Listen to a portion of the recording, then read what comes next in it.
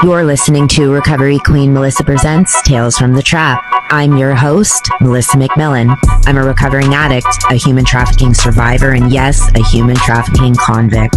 I spent 20 years living in active addiction, experiencing things most couldn't imagine.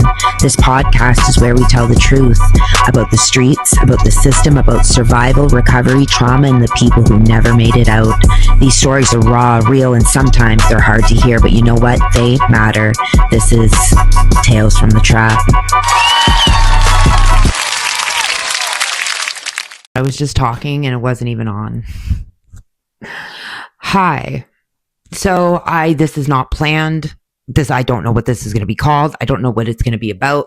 This is just me coming on after not coming on in a really long time, after going through some fucking shit.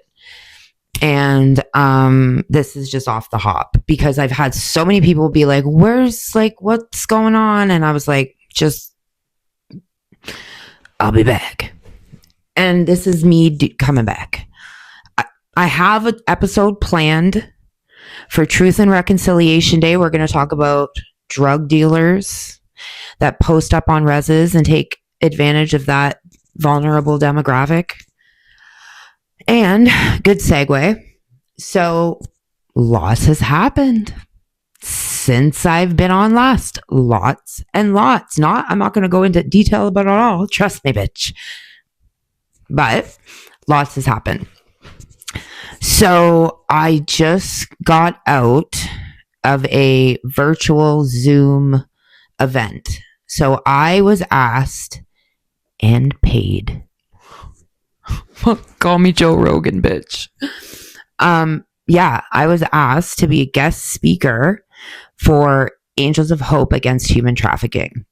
So I was asked back in May, and it was planned for September, and but it was so good. It was so good. I didn't fuck up once, not once.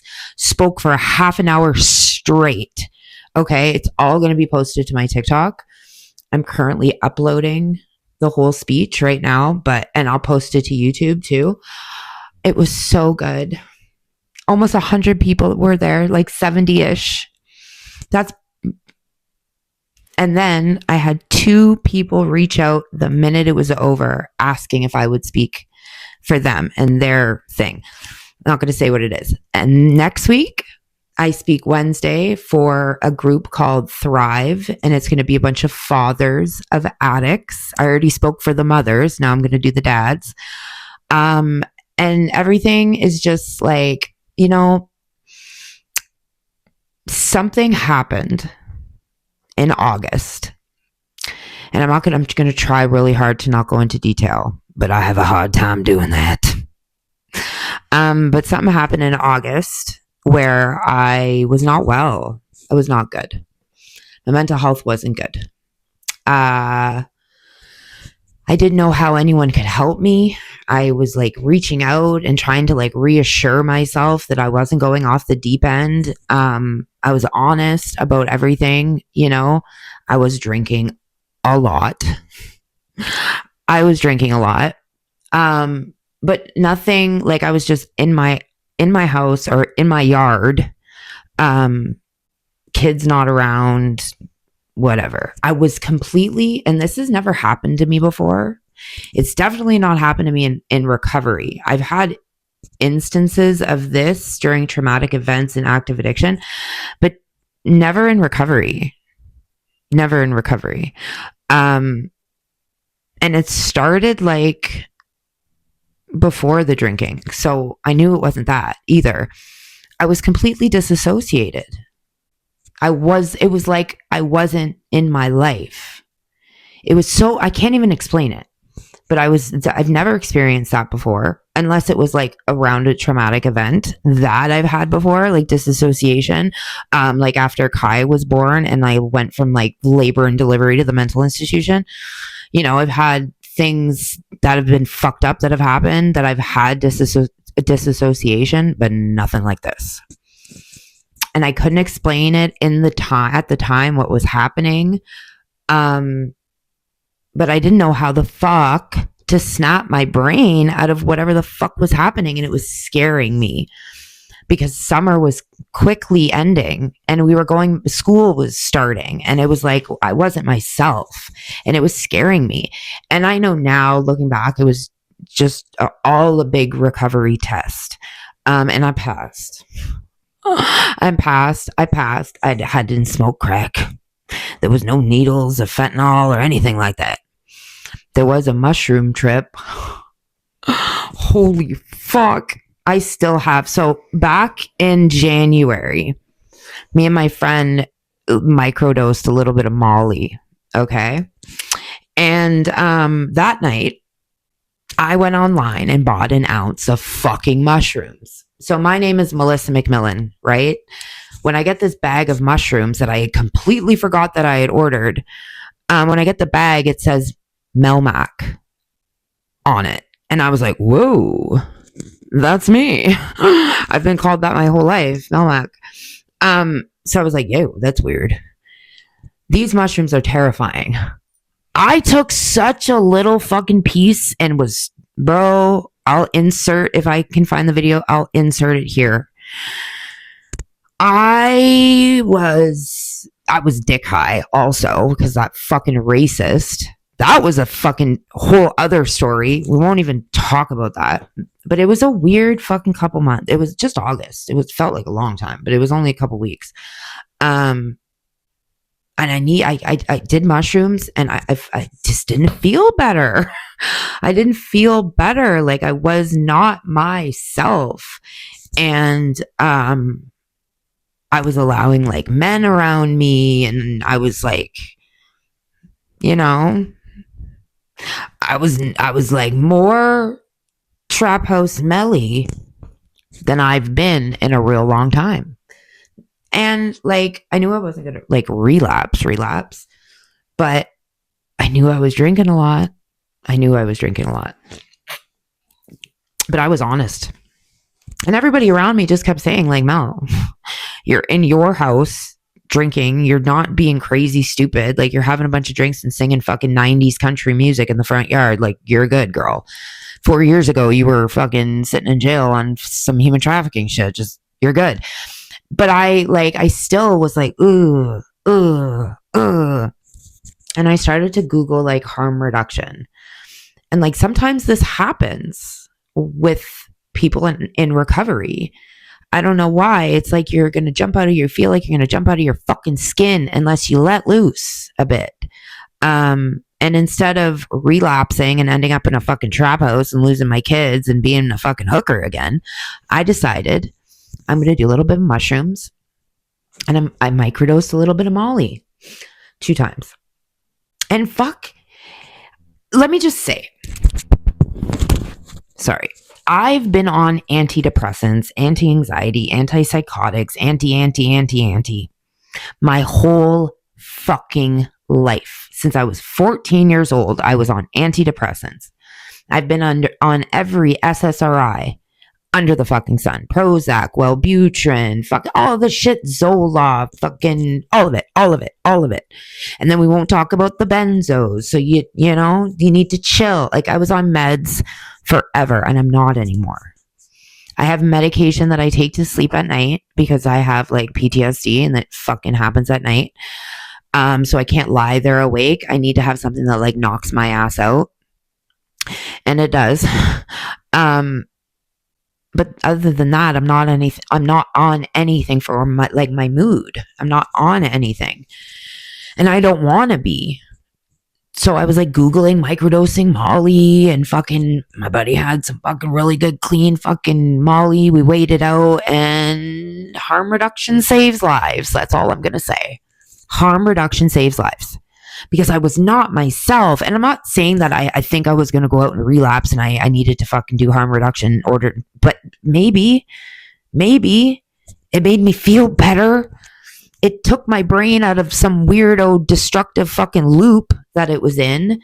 And I started looking into harm reduction and people that practice harm reduction. Y'all know nothing ever worked for me in my life. I thought I was practicing abstinence, but not really, because I'm smoking weed and having drinks, and I'm practicing harm reduction. I've come to find that out. That's exactly what I was doing in order to save my recovery, because whatever keeps you home, paying your bills, doing your thing, going to work, whatever keeps you here, I'm all for it. Right? As long as you're responsible and you're not putting yourself in situations where you could wake up in a trap. I had people around me that wasn't going to let nothing like that happen, right? So now I'm like rallying for harm reduction, because fuck me, bro. I'm better now, bro.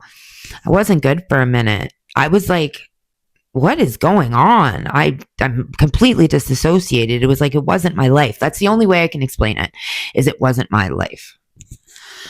So yeah, like I said, I looked into harm reduction, and I think that might just happen sometimes. And for me, it's just a recovery test that I pass every time, bitch. All the tests is a test. I pass them all. So lately, I've been doing a little bit of media. Recently, somebody reached out, a journalist from the Sudbury Star, where I live, in Ontario, Canada. Somebody reached out and asked to interview me, because it's been advertised that I was doing the speaking engagement for Angels of Hope. I don't know if I told you this already. Have I only been talking for 10 minutes? I don't know if I can make this a whole hour. Anyways. So, you know what? I could read the speech. I could read the fucking speech. There we go. Okay, because I don't know what the fuck I was going to tell you about the media and shit. Okay, anyways. Sudbury Star reaches out and asks to do an interview. So I do it. And I'm candid as a motherfucker, because I got a big ass mouth. And I didn't think saying names was going to end up on the front page of the paper. But it did. It did, bro. It fucking did, bro. And not just that. There was other stuff in there. Like she said, I had custody of all my kids back. I don't. You know? So there were little things where I was like, ooh, that's not true. I don't have custody, you know? Also, like mentioning the father of my child, and like I was just like, whoa, this is fucking, I was crying when she messaged me and said it was out, and I went to the fucking store, and I'm on my way back reading the paper, and it's on the front motherfucking page like this. Then you turn the page and it's this whole fucking thing of me and all my big mouth.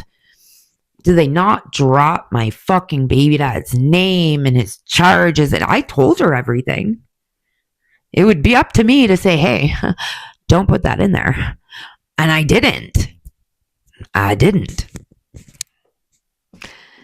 So, and then I thought, fuck you, bud. You did these things.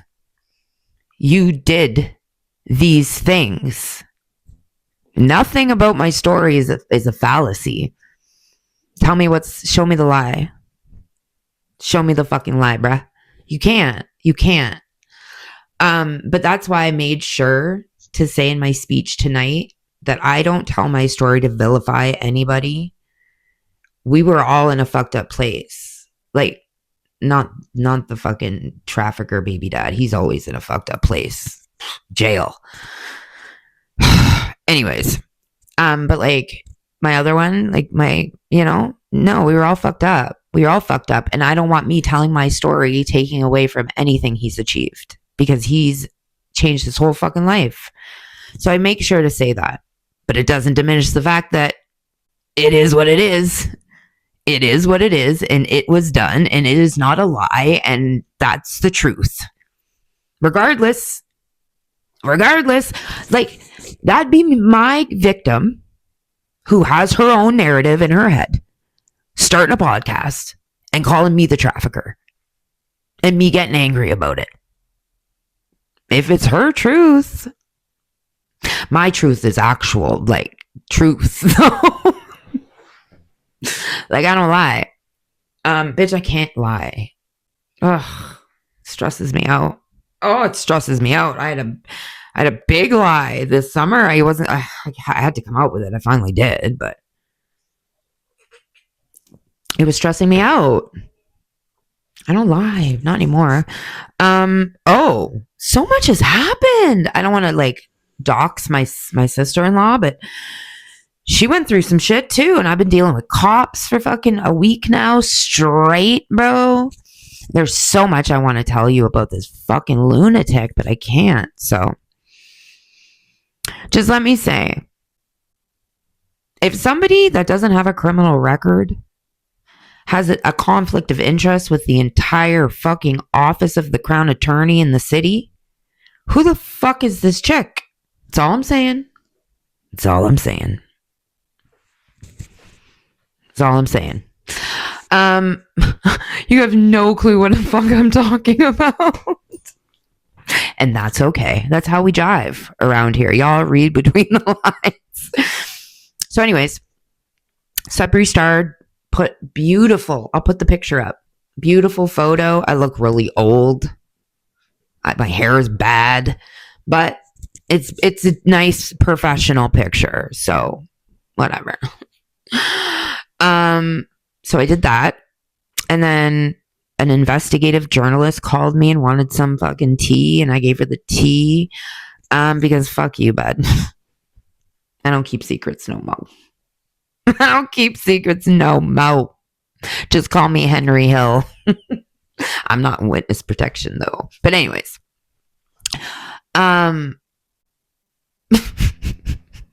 These people are all scumbags anyways. Like, I give a fuck. Come at me, bruh. You're a fucking scumbag. So that happened, and then that happened, and then what else? I was in the news. So Angels of Hope got this grant from the city to put up billboards. And it says human trafficking is happening in Sudbury. Duh. Right? And it's on your way to the city. So down 69 when you're heading to down south. And we went on the news. I'll put the video in. We went on the news, and I said a little piece of my story for the wonderful Alana Everson from CTV News. I love her. Shout out, Alana. She's so beautiful. She looks the same as she did when I met her like 15 years ago or 12 years ago. Anyways, she looks good. So yeah, she interviewed us. I talked about a little bit of my exploitation story. And then my dad, everybody saw it, right? Because it was on the news, and my dad saw it before I did because I don't have cable. And I'm like, so what part did they use? He's like, well, they talked about how you used to get farmed out in Toronto. Farmed out, Dad? Farmed out. Okay. I used to get farmed out. So yeah, it's always weird having conversations about that life with your parents, you know? Especially my dad. Fuck me, bro. And then, okay, so Angels of Hope. When they first started to advertise that I was speaking for Angels of Hope, they got some pushback. And I know who it is. And it's a girl who's very sick, who I was in active addiction with, a sex worker that I used to work with. We were besties, bro. I met her in the DV shelter back in 2018. And then we ended up getting an apartment in the same building. So we were tight, but we were crackheads and we were hookers. And you know how that ends. A lot of the times that don't end well. So there's bad blood. If I was in my fucking 50s, late 50s, still smoking crack and sucking dick for crack, I'd be mad too. I'd hate everybody who got out, and that's what it is. So they advertised, and she wrote anonymously, but I know who it is, because of the things she was saying and the way she was typing. She said, nobody should take this girl for face value. She's lying about how long she's been clean. And then I was like, how the bitch, Mrs. Anonymous, how the fuck do you know how long I've been clean? And she goes, because I used with her. and she was still hooking. And then I went, I know. It's Ray. So, I just said, you know what, Pookie, let me see. She said, I got screenshots. And she may be talking about like months. Like I may have got my months wrong, and maybe it's not April, maybe it's May, maybe it's fucking March. I don't fucking know. But I know I got clean in the spring of 2021. I got bear maced and overdosed like 35 times. But from my recollection, I went home to my parents on April 7th. Sorry if your numbers don't match with mine, you fucking lunatic. So she wrote a bunch of fucking weirdo shit. Okay. It was super fucking weird. And people were like trying to defend me. And I'm like, Pookie, it's okay. Like, don't worry about it. This girl is sick. I'd be choked too. Because that was almost 5 years ago. And you're mad that a girl you used to fucking hook with is thriving. You're angry about that. That's all you need to tell me for me to understand who you are as a human being. You're mad. Be mad. So anyways, but not just that, there was other pushback, like people messaging the girl, the founder of the organization, saying, she's a recovering fentanyl addict, right? Yeah, that's kind of implied. I'm an addict. That's the whole fucking point. What are you talking about? Oh, well, you know that she advocates for harm reduction and doing magic mushrooms. That was another message she got. And she would call me right away and be like, oh my God, like, are you still going to do it? I'm like, yeah, I don't give a fuck what nobody says, bud. I don't care. I don't. Because the amount of people that I help trumps all the fucking assholes. I could care fucking less, bud. They got a lot of fucking pushback.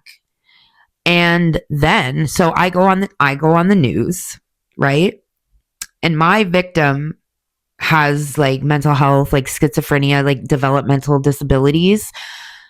And this other girl that I know from my little hometown, who's an actual, like, I'm not saying this to be mean. I'm not saying it to be rude, but I don't know another term for it, but they're incestuous. The family are all inbred. So she has developmental issues as well. And I went on the news and talked about being a human trafficking convict as well as a survivor. And this girl, she posted that it was like, she posted that it was recent, that the charges were recent, that I had hurt her friend. Let me see if I can find it.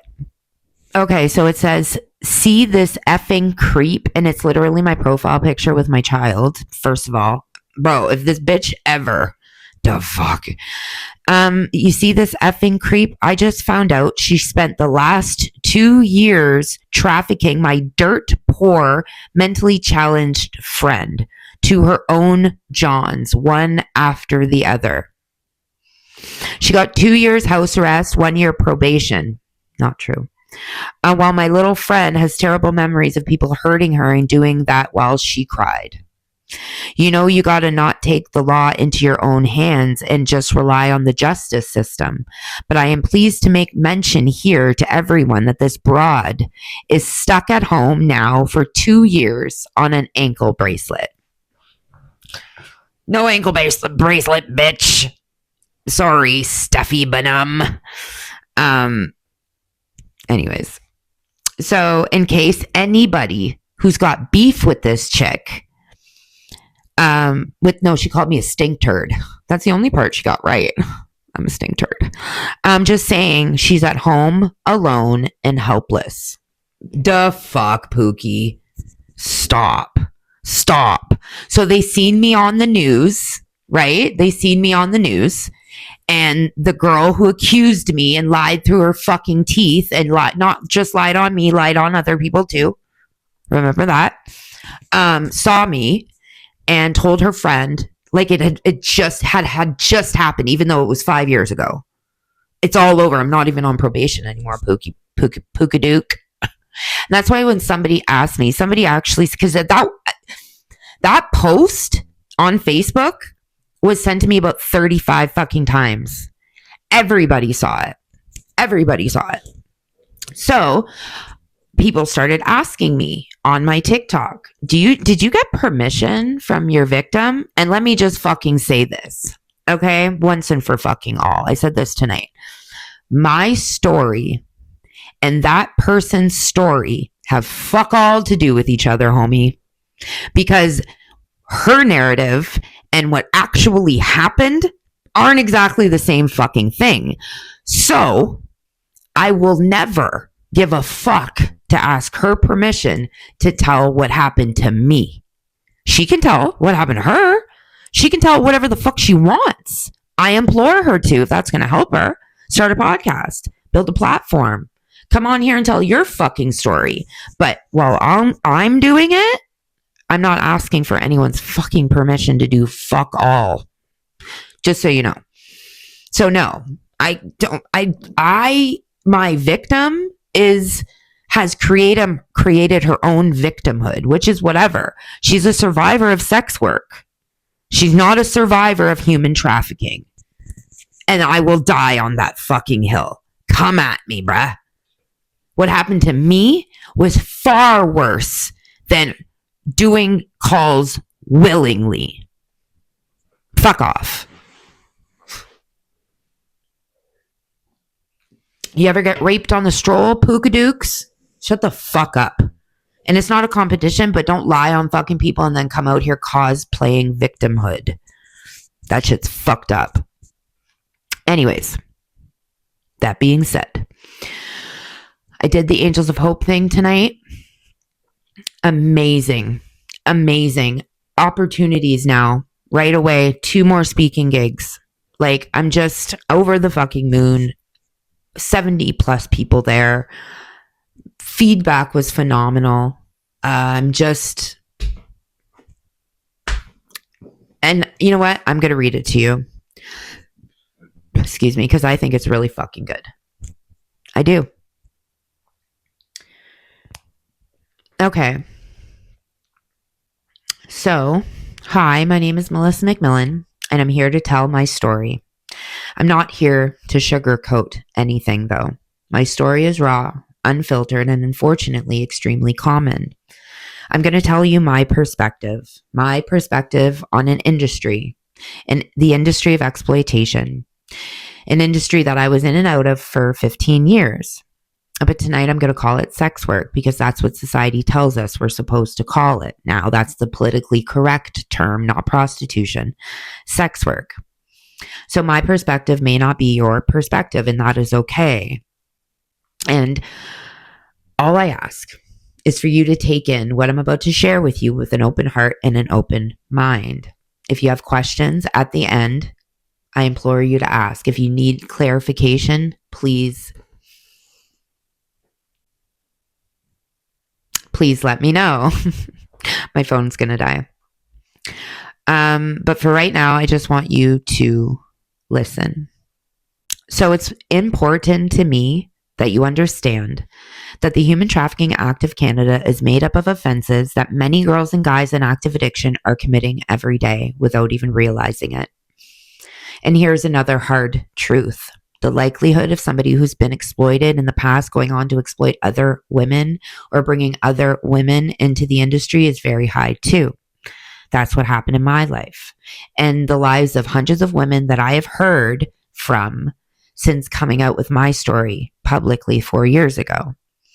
My story, like I said, is raw, but it's full of accountability, and that's what I think makes it special.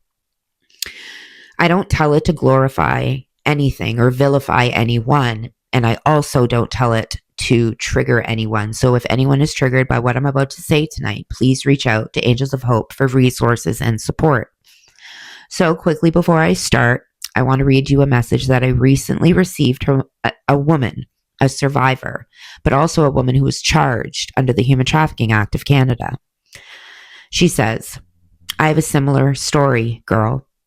Same drugs of choice, same charges, similar sentencing, but I'm also a mom. I'm also in recovery, 2 years, 3 in January. Hearing you take responsibility and being so raw and open has really helped me internally to cope with some of the choices that I made while I was in active addiction, now that I'm no longer there. Your platform does make a difference. Thank you. So I was introduced to the sex work industry by a girl I went to elementary school with. She was the same girl who I ended up contracting Hep C from, and the same person who introduced me to IV drugs. Back then, she showed me how to do sex work over dating apps like Plenty of Fish. That's how we would find Johns. And when I say Johns, just for clarification, I mean men who pay for sex. This was 2011. I was 26 and I had just given my 4-year-old daughter to my parents because the domestic violence and drugs had gotten really bad in my home. Shortly after she went to live with them, her dad put me in the hospital. He came home drunk one night, out of his mind, angry about something, pulled a dresser drawer out of the dresser and smashed me in the head with it, and then just left me there. If the tenants upstairs didn't hear my cries, someone called 911, I'm dying, I probably wouldn't have made it. In 2011, Sudbury, my hometown, was in the middle of an OxyContin epidemic. Pharmacies were being robbed left and right. Pharmacists were being arrested. And the methadone clinics, the couple that we had months-long wait lists, and I couldn't get on a program.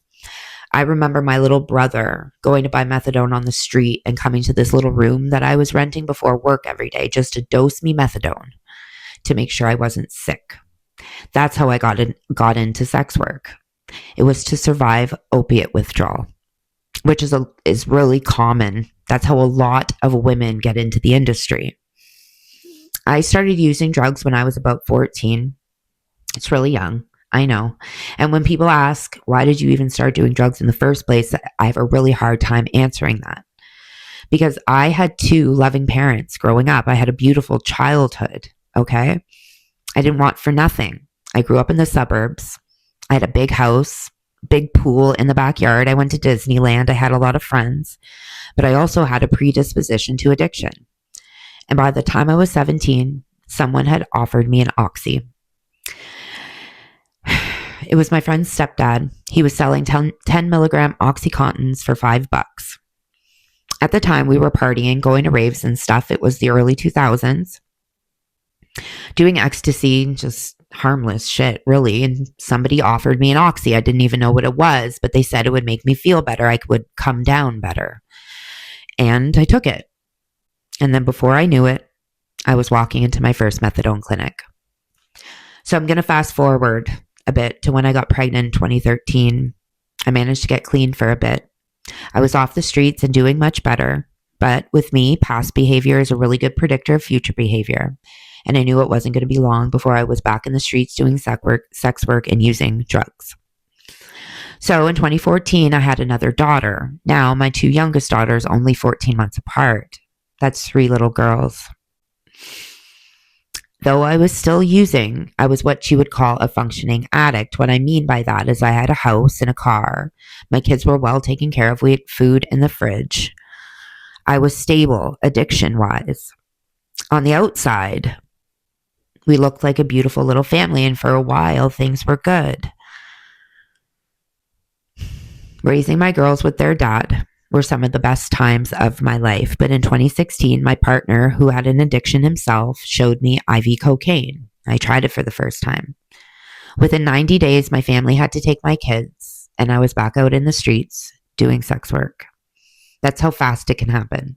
That's why I don't like the term functioning addict, because in my experience, you're functioning until you're not functioning. This was the beginning of my first experience with exploitation. My partner, who was deep in his disease, as was I, but he was having horrible psychosis. He started being involved in my sex work. At first, it was me fully willing to make money that way. So we had drugs.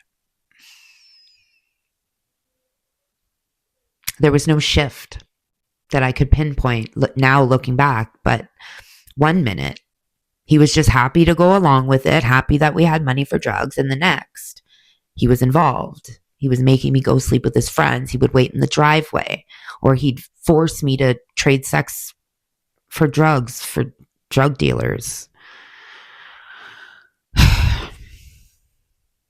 And then when I started working out in the open on Kathleen, he would just sit there. He would sit there and watch me. Sometimes the men would even go to him to negotiate. I remember being so scared when I took too long with these dates because he would get so upset. Like this one time, I'm coming back with a John in his truck, and the closer I'm getting to Kathleen, the louder I can hear him screaming my name. I was terrified. I knew I had taken too long, and it was going to be bad. Till this day, anybody calling my name, even my dad, triggers the fuck out of me. Okay? Instant fight or flight. I have horrible PTSD because of what happened out there. So people started to quickly notice what was going on with him and I. People in the community saw what was happening. Businesses in the area and their customers would call the cops and say, hey, I think this girl is being pimped out. And the cops would show up and they'd ask me, they talk to me, and I'd say, no. He's just watching. He's just protecting me. I'm doing this all on my own. Even though I knew he was stealing all the drugs that I had and all the money that I made. Sometimes there was violence, but not always. Most of the time it was just threats that he would hurt me if I didn't hand over my drugs or money, or he would do really fucking weird sexual shit, stuff that I've never even talked about till this day. One day he had a really bad episode and I took off. He wasn't even making sense. He was completely erratic. I ended up meeting up with this girl and I spent a couple days with her in the hotel. And then we ran out of money and we had to go make money on the stroll for another night in the hotel. That's when I got into the wrong car. I had made a deal with two men, two disgusting human beings who ended up assaulting me and throwing me out of the car naked. I remember getting up and running to this girl, another working girl. She was actually a girl I went to high school with, and she had a bag of clothes, and she gave me some clothes, and I got dressed, and I remember her and the guy that she was with trying to convince me to call the cops, but I didn't. And this assault at the time just reinforced the idea that I needed my partner to survive out there, and it kept us both in the vicious cycle of sex work and drugs. Now, I want to say something that may be hard to hear for some, and it might be hard to understand. But my partner at the time was really sick. He was in one of the darkest times of his entire life, and I can't tell you that if the roles were reversed and I was a man and he was a woman, that I probably would have done the same fucking thing, because I was just as sick. So this is the part that may be hard to understand, but I forgive him for everything. I hold no ill will whatsoever. It was almost 10 years ago. And since then, he's worked really hard to change his life. And I would never want to diminish his achievements by telling this story. But what I didn't know then that I do now, what he was doing was human trafficking. Nobody can be involved in your sex work. Nobody can intimidate you the way he did. That's human trafficking. And this is something I wasn't even aware of. I had no idea I was a survivor of human trafficking until the courts made me take human trafficking survivors counseling. So when I came out with my story and started to share it online, the amount of women who came out and said I didn't know I was trafficked either, but my boyfriend did all of those things. I resonate with everything you're saying. These stories became overwhelming to hear. It's still overwhelming to this day, but I still get messages like that all the time. That's when I started looking into statistics. And statistically, 1/3 of survivors are trafficked by intimate partners.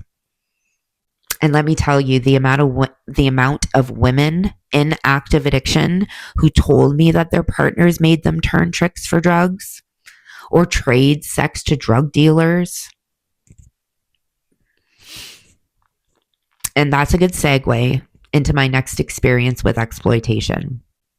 So next, I'm going to talk about how men who sell drugs are often also involved in human trafficking. Because I didn't have the typical relationship with the person who exploited me. He wasn't my pimp. He was my drug dealer. He was someone that I had actually known for a decade. He reached out to me, actually, by posing as a John. He called, my boyfriend answered the phone, booked the date, and when he pulled up and I got in the car, I realized it was him.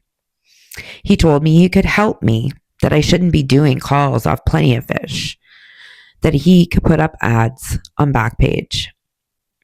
Then that night, he proceeded to trade drugs for sex, and I got pregnant. Not long after this, he gave me a phone, and that phone would ring with dates. He put up an ad with my pictures, ads that I never saw, and that phone, it would ring night and day. My boyfriend called it the trick phone.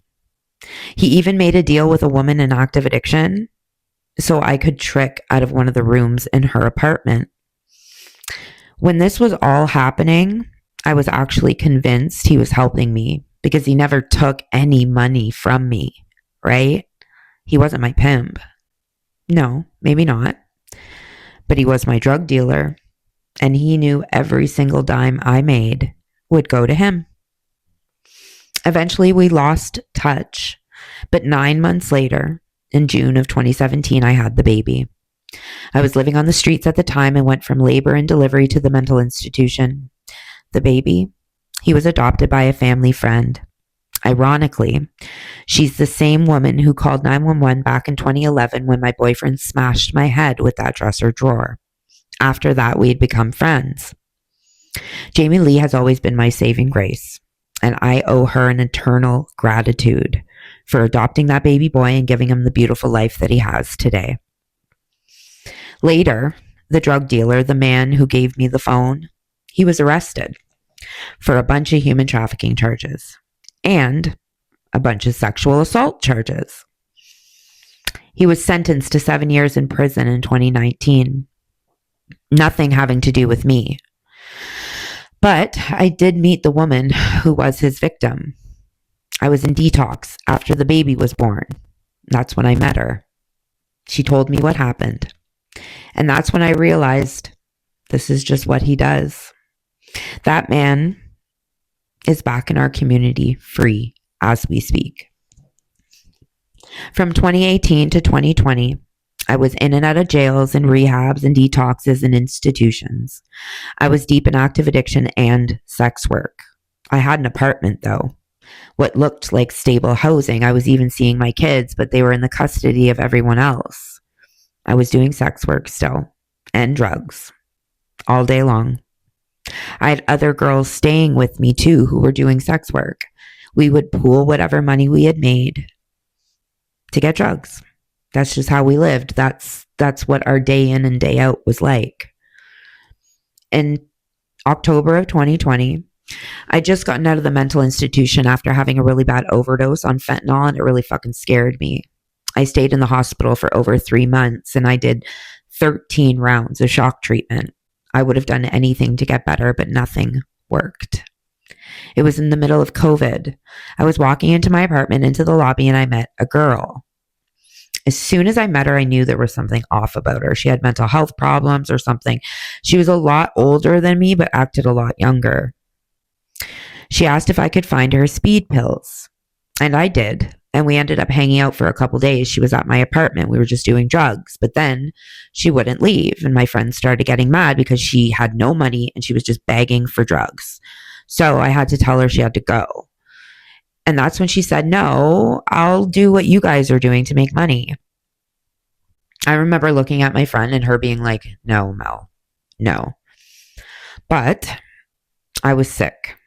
And I had done this for other women before. I've helped other women make money that way before. I asked her, have you ever done this before? She said, yeah, which I found out later was true. But I also found out that she had accused people of forcing her to do sex work. That I found out much, much later. So, like I had many times before, I helped her. I made an ad for her on Craigslist. I was the only one with a working phone, so we took pictures. I set it all up, and they would call my number for her. There's a loyalty among girls in the industry. We kind of look out for each other, right? So think about it. We would much rather help each other make money than have a fucking pimp. Okay? but it wasn't like anyone was forced to do anything. But by definition, it was exploitation. And I say it's exploitation because sex work is legal, but bringing someone else into the industry and helping them do sex work is not legal. No one can put up ads for you. No one can drive you to dates. No one can arrange dates. No one can take photos. And that's why I implore people to learn what the Human Trafficking Act of Canada actually is, because it's a list of offenses a lot of women in active addiction end up committing parts of without even realizing it. So she does a couple calls, and then she accused one of my old regulars of being rough with her. And it all just started to get really strange. It was like not normal. I was getting nervous. Not like anything we were doing was normal, but I was starting to get freaked out a bit. But soon a worker, she had like some support worker, she started noticing her behavior was erratic and started asking questions if she was back on drugs. Then she noticed a bunch of her belongings were gone. So she and I had taken a flat screen TV on the bus together to a drug dealer and sold it for crack. She also sold her laptop to my drug dealer for crack. But when the worker inquired about all of it, she said, I'm the one who forced her to do it, and that I was forcing her to do sex work. That's when the cops were called. After that, I didn't hear from her, and months went by. I had a feeling something was going on. I felt like I was being watched. In my gut, I knew, because I had heard from people in the building that she was making these accusations and that they had called the cops. So I was like, no, man, I'm being fucking investigated. I remember actually calling a drug dealer. Somebody I knew was a part of like human trafficking. He'd been arrested for human trafficking in the past. I remember asking him, is what I did human trafficking? And he was like, yep. In that moment, I knew I was going to jail. So in December of 2020, I was arrested. I'd been on like a 5-day bender. I'm going to put the mugshot up. I'm coming into my apartment lobby. I've told this story many times before, and I hear my name and I turn around and 2 plainclothes detectives are right there ready to arrest me. 9 counts of human trafficking, trafficking of crack, and trafficking of fentanyl. That part confused me because I wasn't a drug dealer by any means. I was a drug addict. But me taking her money, like she asked, and going to get her drugs with it and bringing them back to her was trafficking. I didn't know that. So after I got arrested and I'd been sitting in jail for over 3 months, I was terrified. I'm like, I ruined my fucking life. I remember being interrogated by the investigating officer for hours, okay? And I just kept repeating, I did not do this. I'm the mother of 3 little girls. I'm a victim of exploitation myself. I'm a sex worker. I'm not a fucking trafficker. I'm just a sick, broken, fucked up addict. But they didn't care.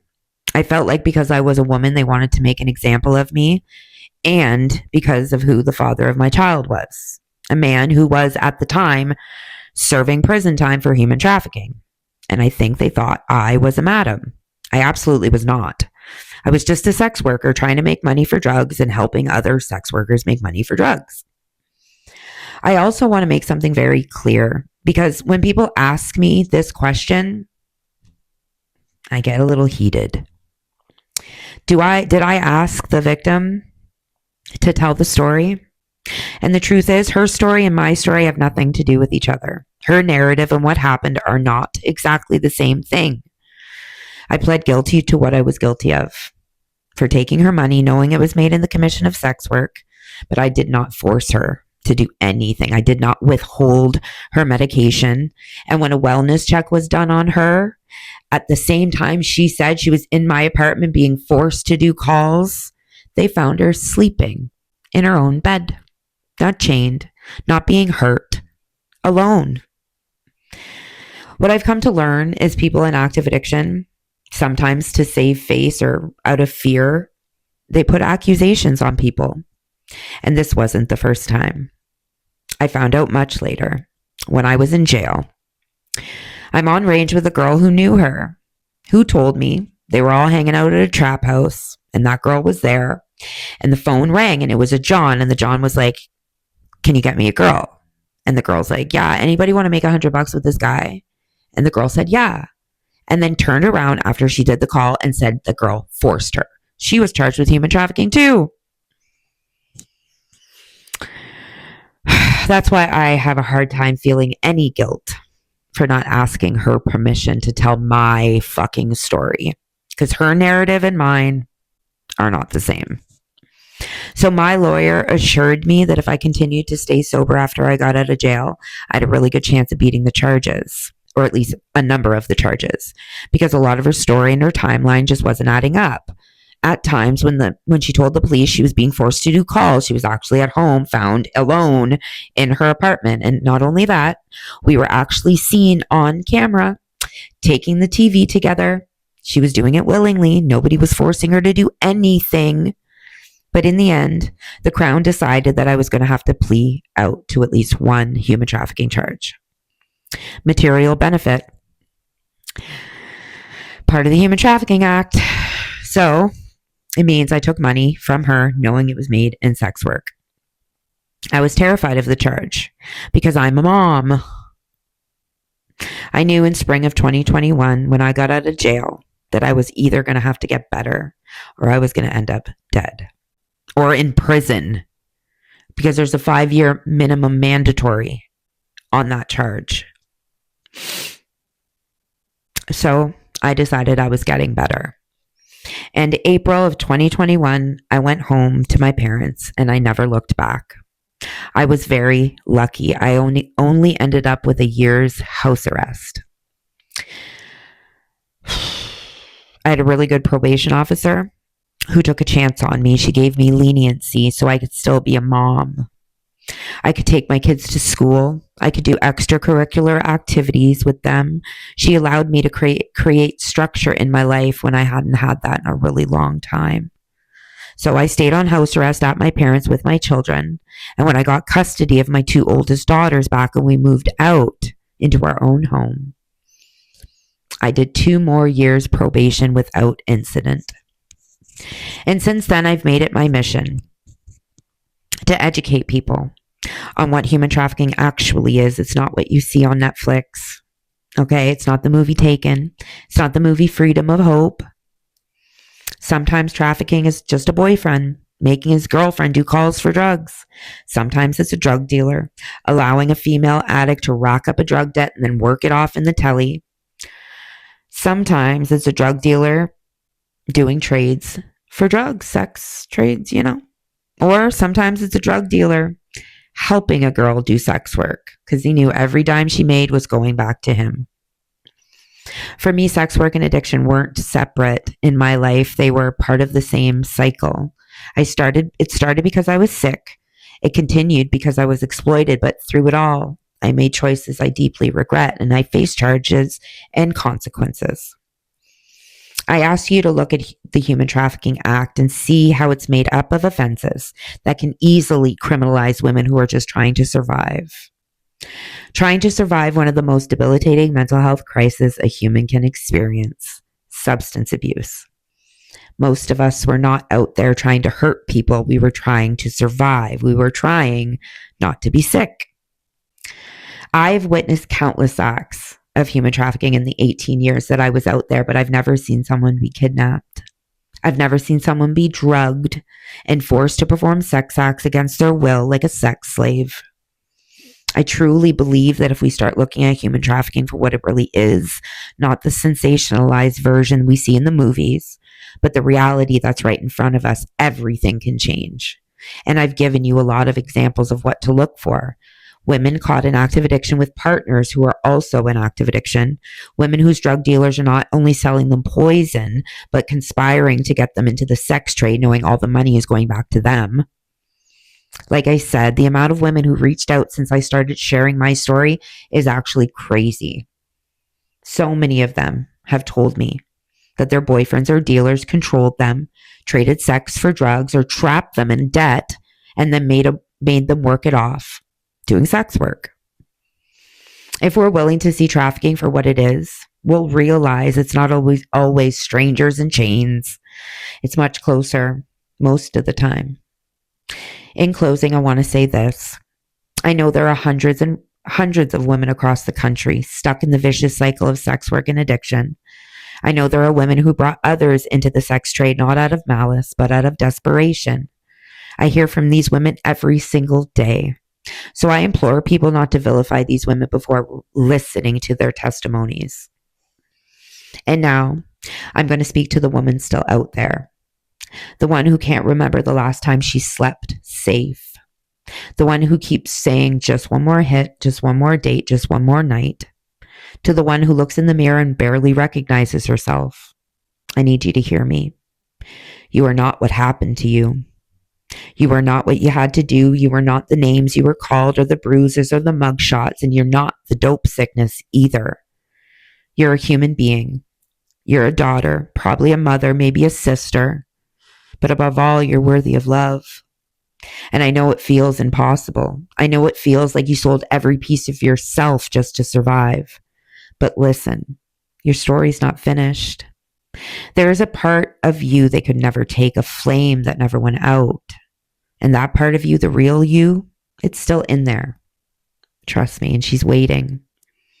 So if nobody told you today, you are seen. You are valuable. You are redeemable. And when you're ready, when you're finally tired of dying, there's a way out. I'm living proof. If I could find my way back after 18 years out there, you can too. Thank you so much, everyone. Chi Miigwech.